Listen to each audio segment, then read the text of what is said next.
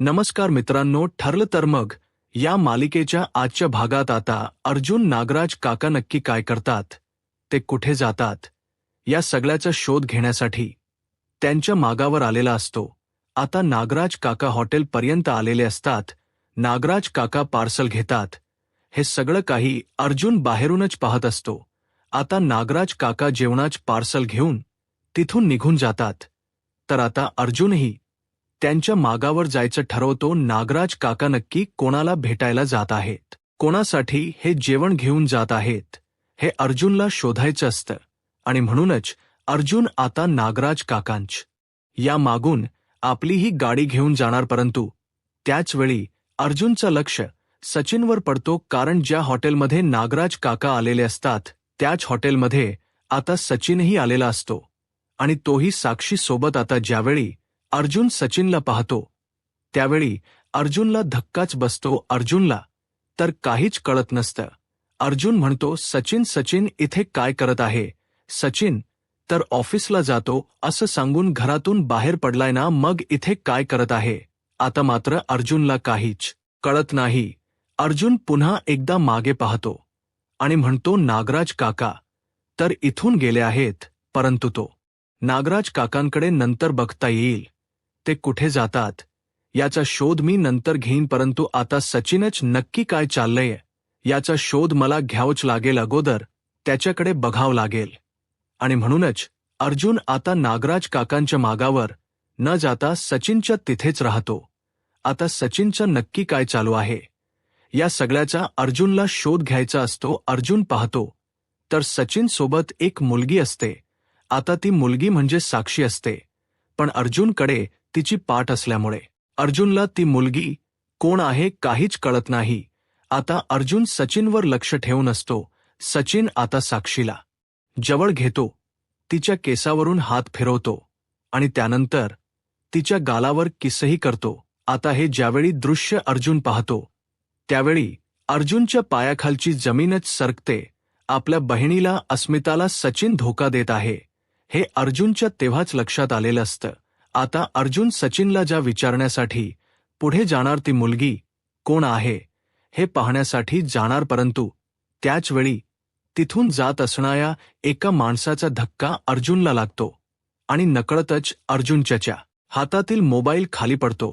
आता ती व्यक्ती आणि अर्जुन मोबाईल घेण्यासाठी खाली वागतात आणि याच वेळी साक्षी हॉटेलमध्ये निघून जाते. अर्जुन उठून पाहतो तर साक्षी त्या ठिकाणी नसते.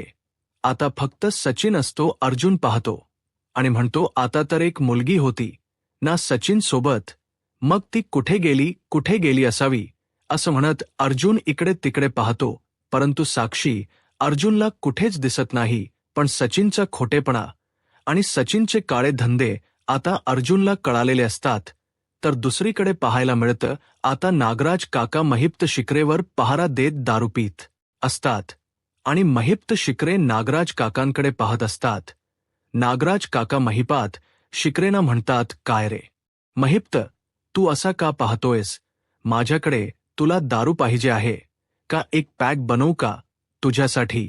म्हणजे तुला आवडते ना? नाही तर एक काम करतो ना, तुझ्या अंगावरचे 4 थेंब शिंपडतो. दारू पिताना कधी बघितलं नाही का तू मला? असं म्हणत नागराज काका महिपा शिकरेवर हसत असतात.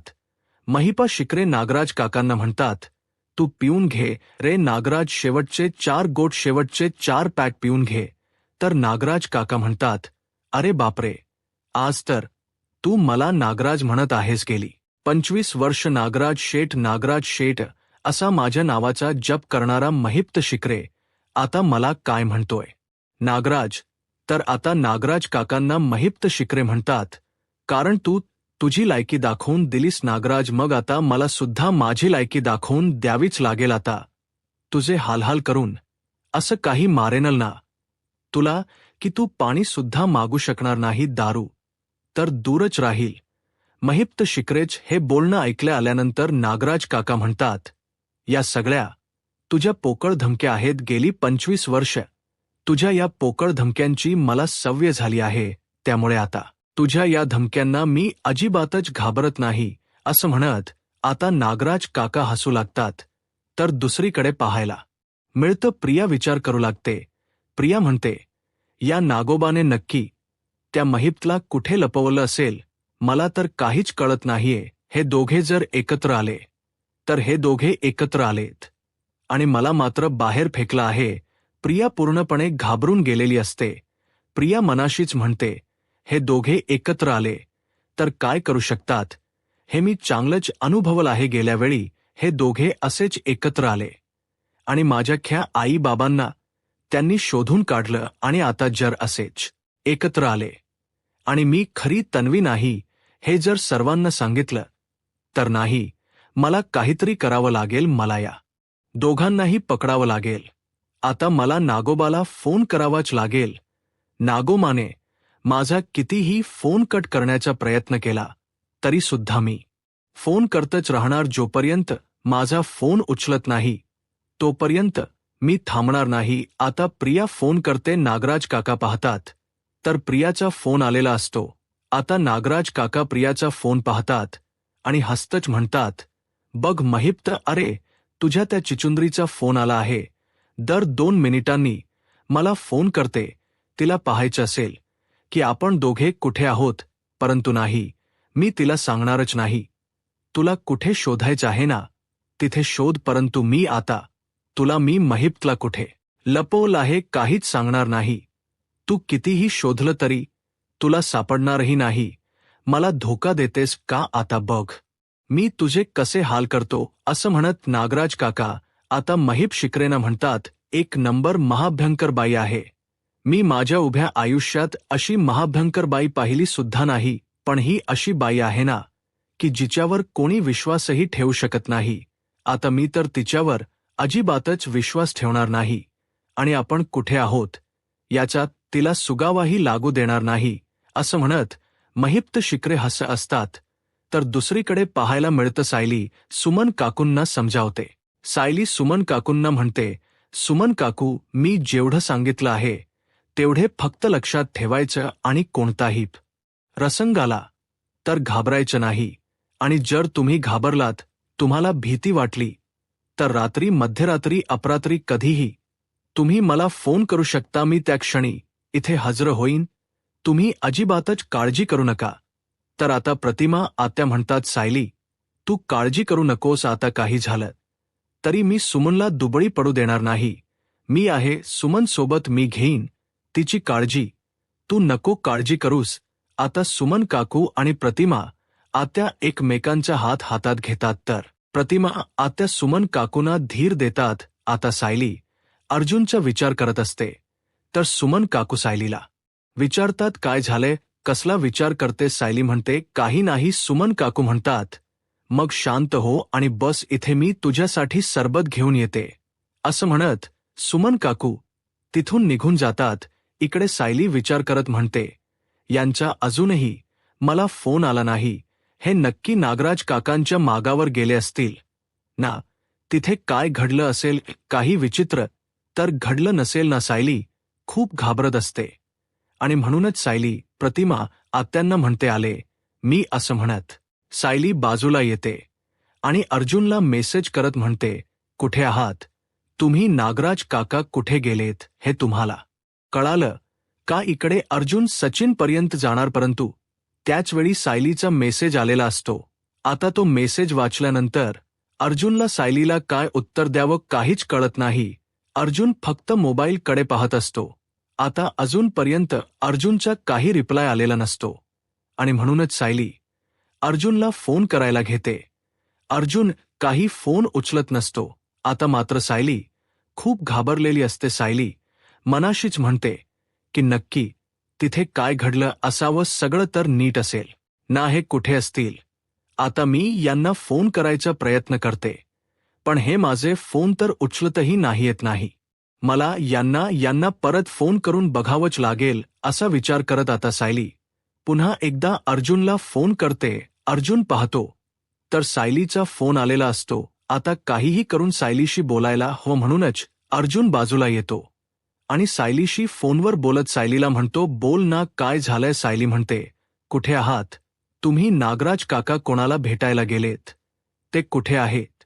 याबद्दल काही कळालं का अर्जुन मात्र शांतच होतो. सायली म्हणते, काय झालंय, बोला ना काहीतरी. अर्जुन मनाशीच म्हणतो, काय करू, मी सायलीला सांगू का की मी सचिनला एका मुलीसोबत पाहिलं आहे, आणि तेही त्या मुलीला किस करत असताना.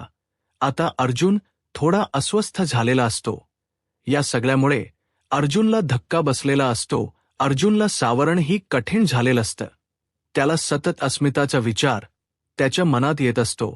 अर्जुन म्हणतो, नाही, नको, सायलीला फोनवर असं सांगणं योग्य नाही. आणि म्हणूनच अर्जुन म्हणतो, बोल ना. सायली म्हणते, अहो, मी तुम्हाला काहीतरी विचारत आहे. नागराज काकांचा पत्ता सापडला का? ते कोणाला भेटायला गेले आहेत? तर अर्जुन म्हणतो, नाही ना, काहीच कळालं नाही, कारण मी नागराज काकांच्या मागावर होतो. परंतु त्याच वेळी एक ट्रक आला आणि त्यानंतर नागराज काका कुठे गेले काहीच कळालं नाही. सायली म्हणते, बरं ठीक आहे. अर्जुन सायलीला म्हणतो, चल मग मी तुला नंतर फोन करेनच. असं म्हणत अर्जुन फोन ठेवतो. पण त्याच वेळी अर्जुनला साक्षीने तिथे पाहिलेलं असतं. आता अर्जुनला तिथे पाहून साक्षी घाबरते आणि अर्जुन तिला पाहण्या अगोदरच ती तिथून निघून जाते. आता मात्र अर्जुनला सचिनच वागणं आणि सचिन सोबत कोण मुलगी होती काहीच कळत नाही. तर दुसरीकडे पाहायला मिळतं, आता प्रिया पूर्णपणे घाबरून गेलेली असते. आपलं सत्य कोणाला कळणार तर नाही ना याची भीती तिच्या मनात असते. आणि म्हणूनच प्रिया पुन्हा पुन्हा नागराज काकांना फोन करण्याचा प्रयत्न करते. परंतु नागराज काका काही केल्या ना तर बरं होईल. तर प्रिया म्हणते, अश्विन, अरे किती वेळा तेच सांगणार आहेस. मी म्हणाले ना की खरंच माझी चूक झाली, पण यापुढे मी तुझ्याशी खोट बोलणार नाही. प्लीज अश्विन, माझ्याशी बोल ना प्लीज. असं म्हणत आता प्रिया गयाव्या करत असते. परंतु काही झालं तरी प्रियाच्या या नाटकांना अश्विन काही बळी पडत नसतो. अश्विन प्रियाला म्हणतो, एक गोष्ट तुला अजूनपर्यंत कधी कळालीच नाही की नवरा बायकोंच्या नात्यामध्ये लपवाछपवी करायची नसते. एकमेकांपासून काही लपवायचं नसतं, पण तू काय करतेस, प्रत्येक वेळी फक्त लपवाछपी करतेस आणि माझी फसवणूक करण्याचा प्रयत्न करतेस. आणि आजही तू तेच करत आहेस. कितीही काही झालं तरी तुझ्यात बदल होत नाही.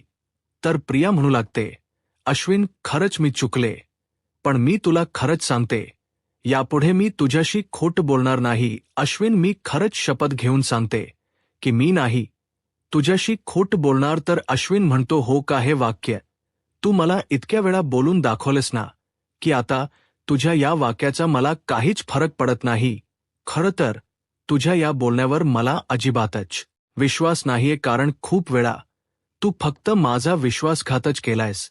तू कधी विश्वासाला पात्र ठरलेच नाहीयेस. तर प्रिया अश्विनला म्हणते, अश्विन, मी खरंच सांगत आहे, यापुढे मी तुझ्याशी खोट नाही बोलणार. खरंच, प्लीज माझ्यावर विश्वास ठेव. तर अश्विन म्हणतो, अगं, हेच वाक्य तू इतक्या पहिल्यांदा बोललीस ना की त्या वाक्याचा व्हॅल्यूच राहिला नाहीये, आणि आता तरी तू खरं बोलशील याची तर मी अपेक्षाही धरू शकत नाही. असं म्हणत आता अश्विन प्रियाकडे पाहू लागतो. प्रिया पूर्णपणे घाबरून गेलेली असते. ती एक शब्दही बोलत नसते. अश्विन म्हणतो, तन्वी, खरं सांग, तू आत्तापर्यंत इतक्यांदा बाहेर गेलीयस की कधीच तू वेळेवर खरी आली नाहीस. परवा तर तू माझ्याशी खोट बोललीसच आणि रात्रभर घराबाहेर राहिलीस. मी महाबळेश्वरच्या तिकीट्स काढल्यात तर त्यालाही तू नकार दिलास. याचाच अर्थ या सगळ्याशी काही ना काही संबंध आहेच ना. तू काही ना काही माझ्यापासून लपवण्याचा प्रयत्न करतच आहेस ना.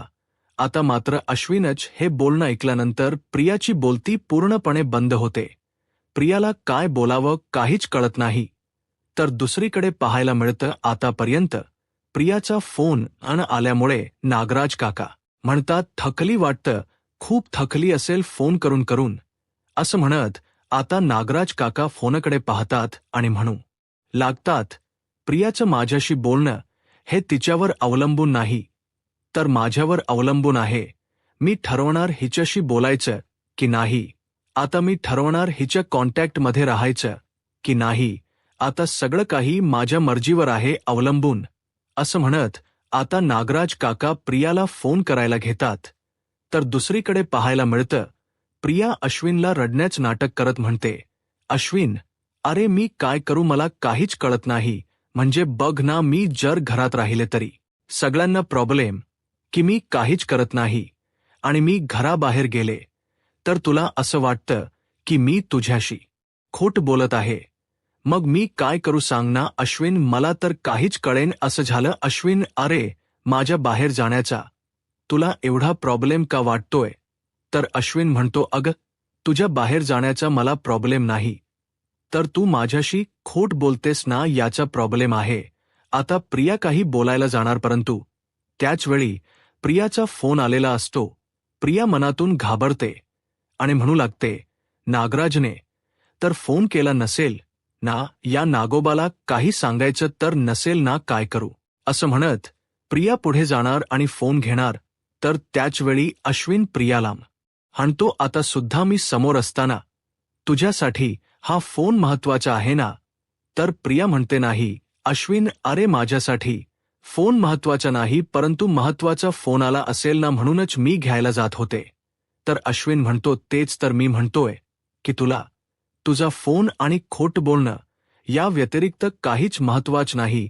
असं म्हणत अश्विन फोन घेतो आणि म्हणू लागतो, तन्वी, आता तरी तू मला सांगणार आहेस का की तू माझ्यासोबत ट्रिपला यायला का नकार दिलास? आता प्रिया काही बोलणार, तर पुन्हा एकदा प्रियाचा फोन येतो. अश्विन पाहतो तर नागराज काका यांचा फोन आलेला असतो. अश्विन प्रियाला म्हणतो, नागराज काका सारखा तुला का फोन करत आहे? प्रिया म्हणते, मला नाही माहीत, काहीतरी काम असेल, थांब मी घेते. तर अश्विन म्हणतो, त्याची काहीच गरज नाही, मीच बघतो. असं म्हणत अश्विन नागराज काकांचा फोन उचलतो आणि म्हणतो, हॅलो नागराज काका, बोला ना, काही काम होतं का? मी अश्विन बोलतोय, काही काम असेल तर मला सांगा. तर आता नागराज काका मुद्दाम होऊन मोबाईल लांब पकडतात आणि बोलण्याचा प्रयत्न करतात. तर अश्विन म्हणू लागतो, काका तुम्ही काय बोलताय, काहीच ऐकू येत नाहीये, नेटवर्क नाहीये का? असं म्हणत आता अश्विन पुन्हा एकदा बोला ना असं म्हणत असतो. तर प्रिया अश्विनच्या हातातील मोबाईल खेचून घेते, मोबाईल स्पीकरवरून काढते आणि म्हणू लागते, हॅलो हॅलो, बोला ना, तुम्हाला कदाचित नेटवर्क नाहीये, थांबा मीच तुम्हाला फोन करते. असं म्हणत आता प्रिया फोन कट करते आणि त्यानंतर अश्विनला म्हणते, अश्विन, अरे इथे नेटवर्क मिळत नाहीये, मी तुझ्यासाठी कॉफी घेऊन येऊ का? आवडेल तुला? नक्कीच, थांब मी तुझ्यासाठी स्पेशल कॉफी घेऊन येते. असं म्हणत आता प्रिया आपला मोबाईल घेते आणि रूमच्या बाहेर पडते, परंतु प्रिया घाबरून गेलेली असते. ती काहीतरी लपवण्याचा प्रयत्न करत आहे, हे अश्विनने अगदी बरोबर ओळखलेलं असतं. तर दुसरीकडे पाहायला मिळतं, कॉफीच्या निमित्ताने आता प्रिया अश्विनच्या समोरून तर निसटलेली असते. आता ती बाहेर येते आणि त्यानंतर नागराज काकांना फोन करायला घेते. आता नागराज काका प्रियाचा फोन उचलताच प्रिया म्हणू लागते, हॅलो, मी तुम्हाला केव्हापासून फोन करते, तुम्हाला माझा फोन उचलता येत नाही का? तुम्हाला केव्हापासून फोन करते? नागराज काका म्हणतात, तेच मी पाहिलं आणि तुला फोन केला ना, आणि हो, माझ्यावर आवाज चढवायचा नाही. तर प्रिया म्हणते, हो फोन केलात, पण तो फोन अश्विनने उचलला. जर तुम्ही काही बोलला असता तर आज काय झालं असतं? तर नागराज काका म्हणतात, मी काही बोललो नाही ना, मग आता मला शहाणपणा शिकवायची नाही आणि मला अक्कल शिकवायला जाऊ नकोस. तर प्रिया म्हणते, हो का, मी तुम्हाला अक्कल शिकवत नाहीये, पण तुम्ही जे काही वागताय ना ते चुकीचं वागताय. मी तुम्हाला एवढा शोधण्याचा प्रयत्न करते, मात्र तुम्ही माझ्यापासून सगळ्या गोष्टी लपून ठेवत आहात. नागराज काका म्हणतात, एक मिनिट, तुझी ही बडबड बंद कर, मी फोन ठेवतोय. असं म्हणत नागराज काका फोन ठेवणार, तर प्रिया म्हणते, एक मिनिट, मला एक गोष्ट सांगा की महिप्त शिखरे कुठे आहेत? महिप्तला तुम्ही कुठे लपून ठेवलं आहे? हे सत्य तुम्ही मला सांगत नाही आहात, परंतु हे न सांगून तुमचंच नुकसान होणार आहे, हे मात्र विसरू नका. तर आता नागराज काका म्हणतात, कसलं नुकसान? तर प्रिया म्हणते, तुम्हाला काय वाटते की महिप्त शिखरे सत्य इथे येऊन सांगतील आणि सगळ्यांना कळेल की ती सुपारी 25 वर्षांपूर्वी तुम्हीच दिली होती? पण तसं जर घडायला नको असेल तर माझ्याकडे एक प्लॅन आहे. हे सगळं काही थांबवण्यासाठी आपल्याला साक्षीचा उपयोग करावा लागेल. आता सगळं काही मी फोनवरच सांगू का? तुम्ही फक्त महिप्त शिकरेना कुठे लपवले ते मला पाठवा, मी तिथे तुम्हाला भेटायला येते. तर नागराज काका म्हणतात, तू मला महामूर्ख समजलीस का? आणि तुझ्या या बोलण्यावर मी विश्वास ठेवणार असं तुला वाटते का? नाही, मी त्याला कुठे लपवले हे तुला कधीच कळणार नाही, आणि हे सत्य मी तुला कधीच सांगणार नाही, अजिबातच नाही. कारण माझा तुझ्यावर अजिबात विश्वास नाही. बरं, तुम्हाला जर माझ्यावर विश्वास ठेवायचा नसेल तर नका ठेव. मग तुम्ही एक काम करा, महिप्तला आपण पहिल्यांदा जिथे लपवलं होतं ना तिथेच मला येऊन भेटा, ते तरी चालेल. नागराज काका म्हणतात, बरं ठीक आहे. आता प्रिया फोन ठेवते. तर दुसरीकडे पाहायला मिळतं की आता अर्जुन अजूनही सचिनच्या मागावरच असतो. सचिन नक्की काय करतोय, तो कोणाला भेटतो, या सगळ्याचा अर्जुनला शोध घ्यायचा असतो.